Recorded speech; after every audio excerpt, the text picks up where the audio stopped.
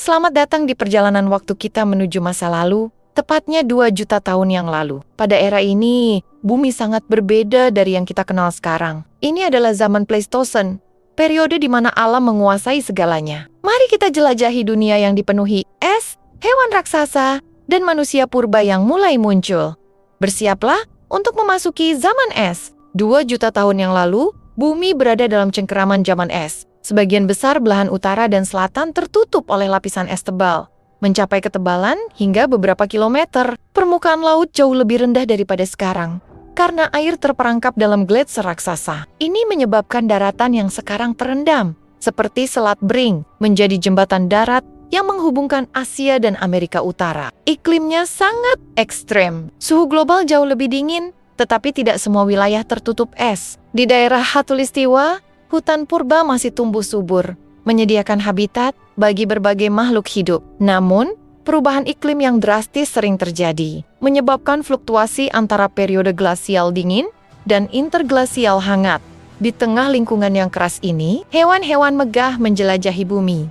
Memos berbulu tebal, dengan gading melengkung yang ikonik, berkelana di dataran es Eurasia dan Amerika Utara. Mereka adalah simbol dari zaman es. Predator puncak pada masa itu adalah Smilodon, atau harimau bertaring tajam. Dengan taringnya yang panjang dan kuat, mereka adalah pemburu yang menakutkan, mengintai mangsa seperti bison purba dan rusa raksasa. Tidak ketinggalan, sloth raksasa atau Megatherium, yang ukurannya bisa mencapai sebesar gajah. Meskipun lambat, mereka adalah herbivora yang kuat, menggunakan cakar besar mereka untuk merobohkan pohon dan mengambil daun. Selain hewan-hewan raksasa, ada juga predator seperti serigala purba dan beruang gua, serta hewan kecil seperti tikus purba yang beradaptasi dengan lingkungan yang keras. Tumbuhan pada masa itu juga beradaptasi dengan iklim yang ekstrem. Di daerah yang lebih hangat, hutan purba didominasi oleh pohon-pohon konifer dan pakis raksasa. Sementara itu, di daerah yang lebih dingin, padang rumput luas dan tundra menjadi habitat utama. Di tengah semua ini, manusia purba mulai muncul. Spesies seperti Homo erectus dan Homo habilis hidup pada masa ini. Mereka adalah pemburu pengumpul yang menggunakan alat-alat batu sederhana untuk bertahan hidup. Mereka berburu hewan kecil, mengumpulkan tumbuhan, dan mulai menggunakan api untuk memasak dan menghangatkan diri. Gua menjadi tempat berlindung mereka dari cuaca dingin dan predator. Manusia purba juga mulai bermigrasi, menjelajahi wilayah baru seperti Eropa dan Asia. Jembatan darat yang terbentuk akibat rendahnya permukaan laut memungkinkan mereka mencapai benua baru.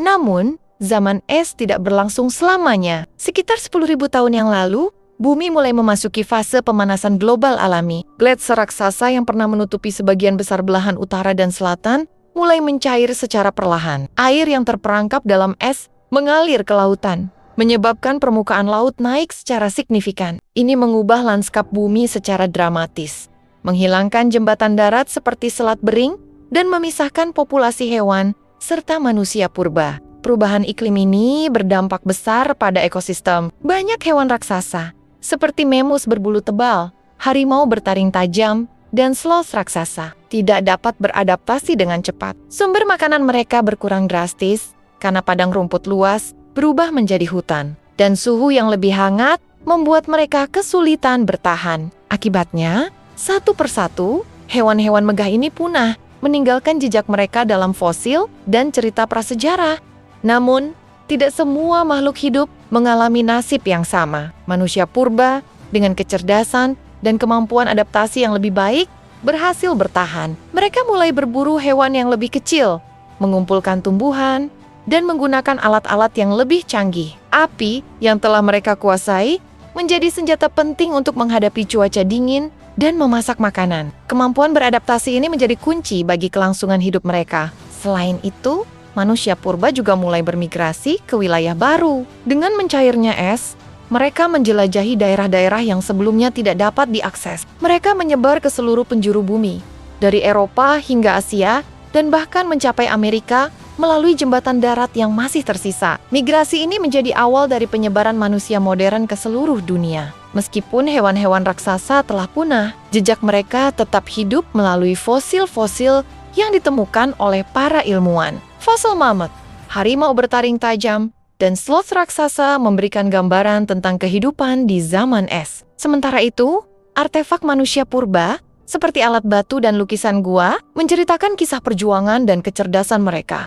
Hari ini, kita dapat melihat sisa-sisa zaman es dalam gletser yang masih bertahan di pegunungan tinggi dan kutub. Beberapa hewan, seperti beruang kutub dan serigala Arktik, adalah keturunan dari makhluk-makhluk yang berhasil bertahan melalui perubahan iklim yang ekstrem. Mereka adalah bukti nyata dari ketahanan kehidupan di bumi. Perubahan lingkungan 2 juta tahun yang lalu mengajarkan kita betapa rapuhnya keseimbangan alam. Zaman es mungkin telah berakhir, tetapi pelajaran dari masa lalu ini tetap relevan hingga hari ini, terutama dalam menghadapi perubahan iklim modern yang disebabkan oleh aktivitas manusia. 2 juta tahun yang lalu, manusia purba seperti Homo habilis dan Homo erectus mulai muncul di Afrika. Mereka adalah nenek moyang awal kita, hidup di lingkungan yang keras dan penuh tantangan. Homo habilis, yang berarti manusia terampil, adalah salah satu spesies pertama yang menggunakan alat batu sederhana. Alat-alat ini membantu mereka memotong daging, menguliti hewan, dan bertahan hidup di alam liar. Dengan kemampuan membuat alat,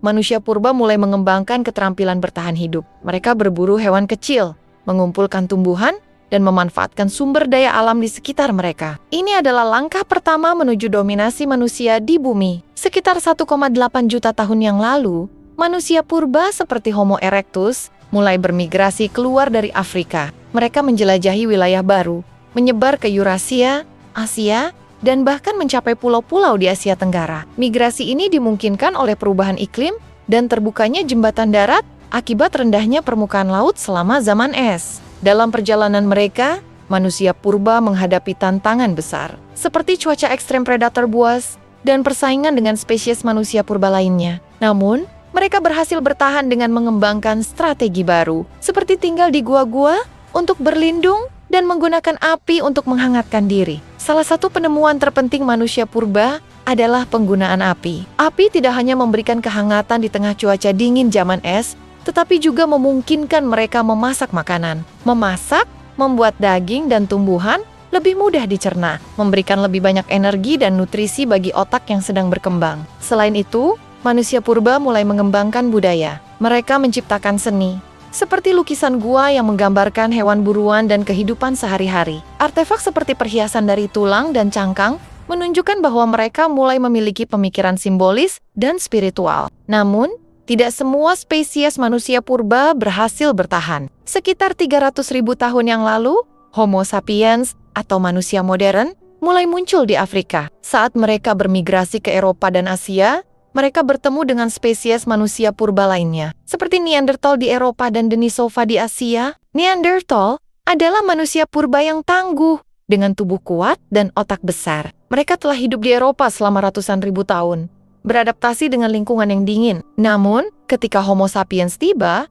persaingan untuk sumber daya menjadi semakin sengit. Meskipun Neanderthal memiliki keterampilan bertahan hidup yang hebat, mereka akhirnya punah sekitar 40.000 tahun yang lalu. Beberapa ilmuwan percaya bahwa persaingan dengan Homo sapiens, perubahan iklim, atau bahkan perkawinan silang antara kedua spesies menjadi penyebab kepunahan mereka. Warisan manusia purba masih dapat kita lihat hingga hari ini. DNA Neanderthal dan Denisova ditemukan dalam gen manusia modern, menunjukkan bahwa perkawinan silang terjadi di masa lalu. Selain itu, alat batu, lukisan gua, dan artefak lainnya memberikan gambaran tentang kehidupan mereka yang penuh tantangan. Kisah manusia purba mengajarkan kita tentang ketahanan, adaptasi, dan keinginan untuk bertahan hidup. Mereka adalah bagian penting dari sejarah kita, membuka jalan bagi peradaban manusia modern. 2 juta tahun yang lalu, bumi adalah dunia yang keras namun penuh keajaiban. Zaman es membentuk lanskap yang megah